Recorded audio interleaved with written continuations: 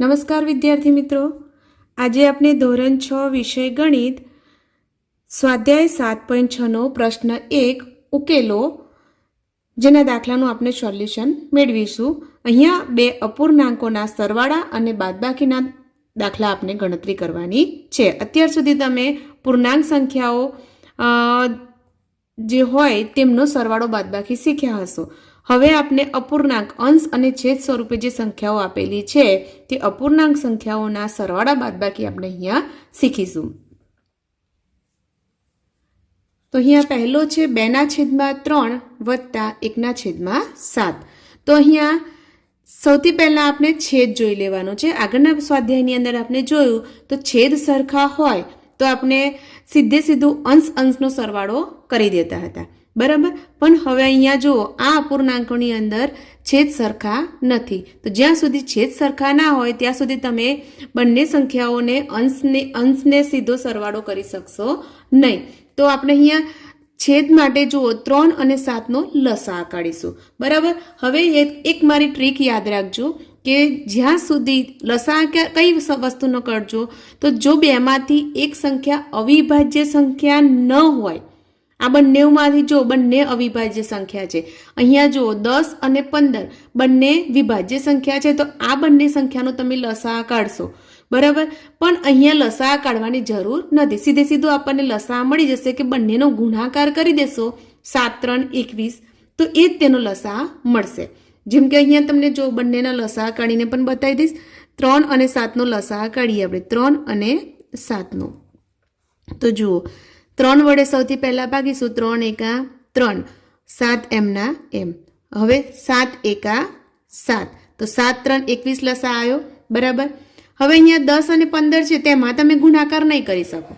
જો આ સંખ્યા વિભાજ્ય છે તો તમે અહીંયા ગુણાકાર કરશો તો એ લસા મળશે નહીં। અહીંયા 10 અને 15નો લસા કાઢીશું।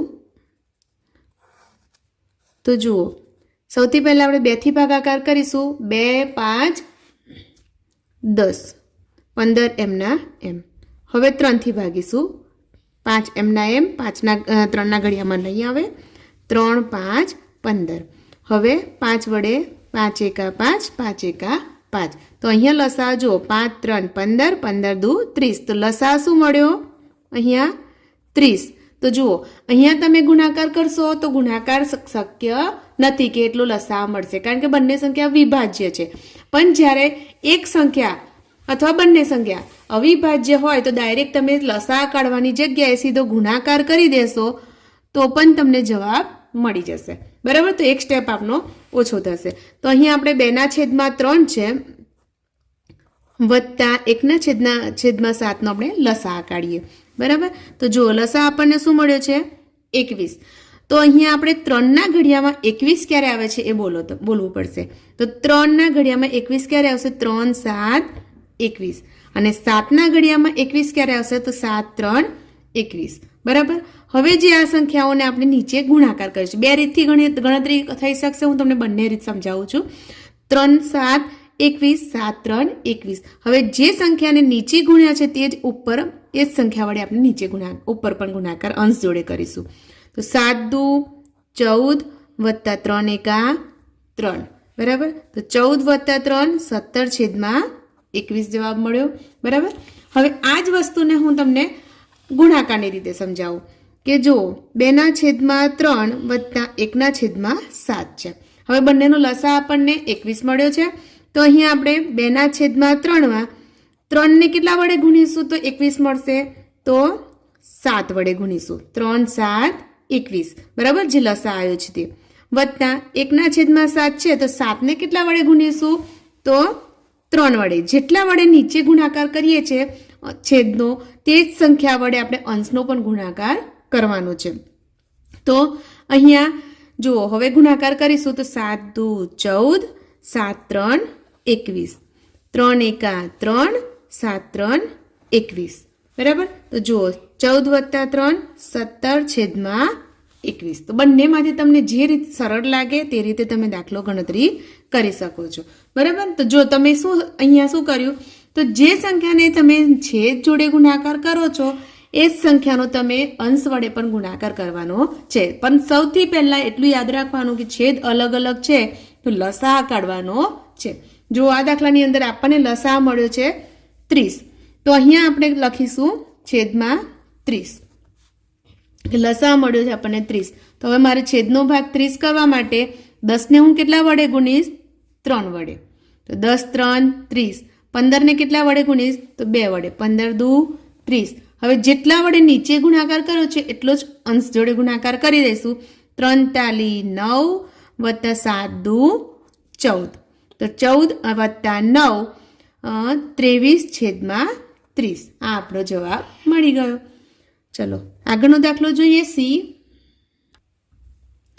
જો હવે સી વાળો દાખલો જોઈએ તો અહીંયા જો બંને સંખ્યામાંથી એક સંખ્યા અવિભાજ્ય છે, બરાબર. તો આપણે અહીંયા આપણને લસા શું મળશે? તો લસા કાઢવાની આપણે જરૂર નથી, બંનેનો ગુણાકાર એ લસા હશે. 9 સત્તા 63. તો અહીંયા લસા આપણને મળ્યો છે 63. તો 9ના ઘડિયામાં 63 ક્યારે આવશે? તો 9 7 63. 7ના ઘડિયામાં 7 9 63, બરાબર. તો છેદ 63 થઈ ગયો. છેદ જોડે જે સંખ્યાને ગુણાકાર કર્યો છે એ અંશને ગુણાકાર કરીશું. 7 4 28, 9 દુ 18. તો 28 વત્તા 18 કરીએ. 8 ને 8 16 ના 6 વધી 1 2 ને 1 3 ને 1 4. તો 46 છેદમાં 63 આપણો જવાબ મળ્યો. આગળ ડીમાં 5 છેદમાં 7 વત્તા 1 છેદમાં 3. તો હવે જુઓ 7 અને 3નો લસા શું મળશે આપણને? બંને સંખ્યા અવિભાજ્ય છે તો અવિભાજ્ય સંખ્યાનો ગુણાકાર. 7 3 21. લસા મળશે આપણને 21. તો હવે 7ને કેટલા વડે ગુણીશું? 3 વડે ગુણીશું. 7 3 21 અને 3ને કેટલા વડે ગુણીશું? તો 3 7 21. હવે જુઓ અંશ આ જે છેદમાં જે ગુણાકાર કર્યો છે એ જ સંખ્યાનો આપણે અંશ વડે ગુણાકાર કરીશું. તો 3 5 15 વત્તા 7 એકા 7. તો 15 વત્તા 7 22 છેદમાં 21. આ આપણો જવાબ મળ્યો. હવે જો અશુદ્ધ અપૂર્ણાંકમાં જવાબ મળ્યો હોય, અંશ મોટો હોય તો આપણે મિશ્રમાં કરીને જવાબ લખી શકીએ. 21 એકા 21. 22માંથી 21 બાદ કરો એટલે 1 શેષ વધે. તો આ પ્રમાણે પણ તમે જવાબ લખી શકો છો. ચલો હવે આગળનો દાખલો જોઈએ. અહીંયા 5 અવિભાજ્ય છે તો આ બંને સંખ્યાનો ગુણાકાર એટલે 6 પંચા 30 લસા મળશે. તો હવે 5ના ઘડિયામાં 30 ક્યારે આવશે? તો 5 6 30. 6ના ઘડિયામાં 30. 6 પંચા 30. હવે આ જે છેદમાં લખ્યું છે એને અંશ જોડે ગુણાકાર કરીએ તો 6 દુ 12 વત્તા 5 એકા 5. તો 12 વત્તા 5 17 છેદમાં 30 જવાબ.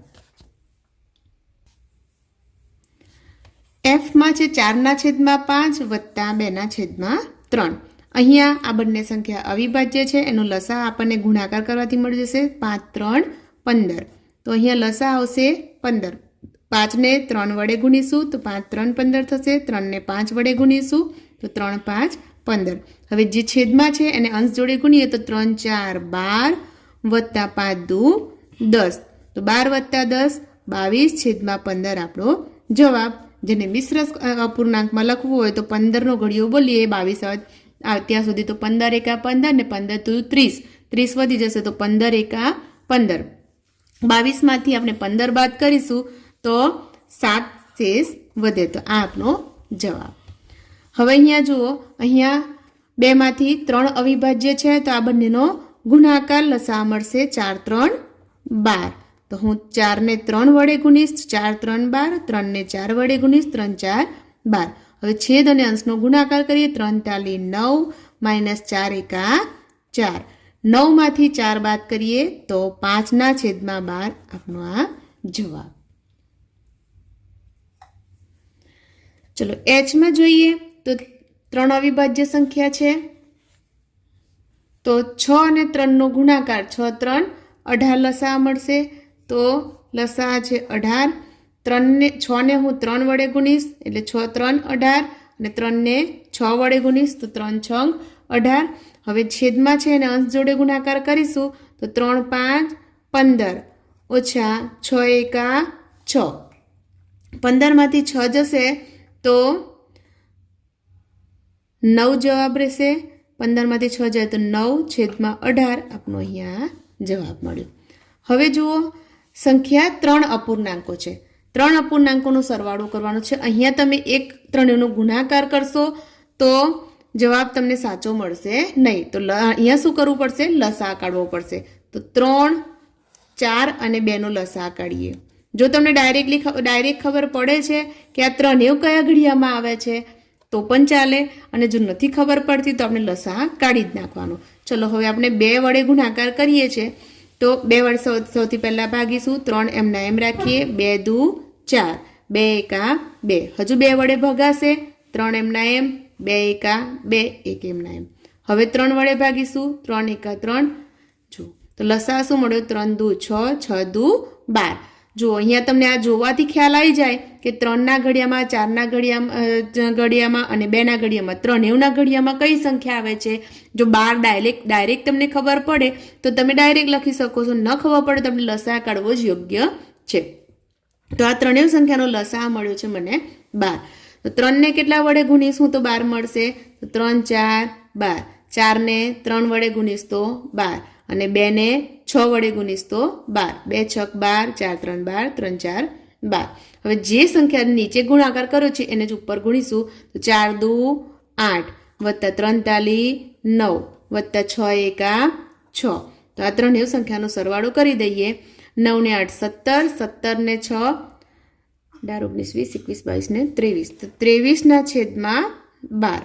અને મિશ્રક અપૂર્ણાંકમાં જવાબ લખવો હોય તો 12 એકા 12.